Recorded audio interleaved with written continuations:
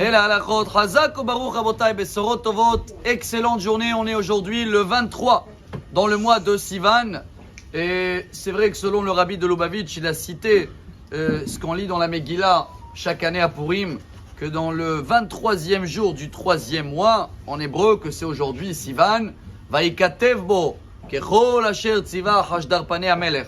Tout le décret de Haman, il a été annulé, et c'est aujourd'hui où Mordechai et Esther, ils ont pu écrire le nouveau décret, ce qui veut dire, il dit le rabbi, aujourd'hui c'est une journée propice pour annuler des décrets en haut et pouvoir écrire un nouveau destin pour certains de nous.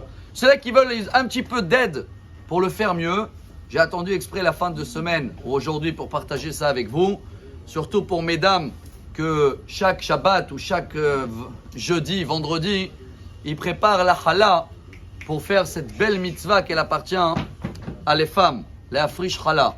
Cette semaine, comme dans la paracha, tout de suite après la faute des explorateurs qu'ils ont parlé mal d'Israël, vous allez voir que Dieu leur dit Reshit harisotechem challah titenu teruma. Dès que vous allez arriver en Israël, vous allez faire le prélèvement du pain. Pour quelle raison? Le Sefer HaChinuch, c'est la mitzvah numéro 385. Il amène là-bas que le pain représente d'abord le blé, qui est le premier résultat de la terre que chacun de nous doit manger tous les jours. Et on dit à Dieu, voilà, chaque pain qu'on mange, il y a eu un prélèvement qui a été fait. Pourquoi c'est la mitzvah des femmes en général? Le Midrash Rabbah sur Bereshit, il raconte que quand Dieu il a créé l'homme, c'était comme création de pain. Il a pris la terre, il a pris de l'eau, il y avait de l'eau d'en haut, d'en bas. Il a soufflé, c'est le vent, et comme ça, l'homme il a été créé. Comme Chava, Ève, a fait en sorte que son mari il a fauté, donc Chava a abîmé le pain, la challah, que Dieu il a créé. C'est pour ça que chaque semaine elle le répare. Pourquoi je vous le cite aujourd'hui?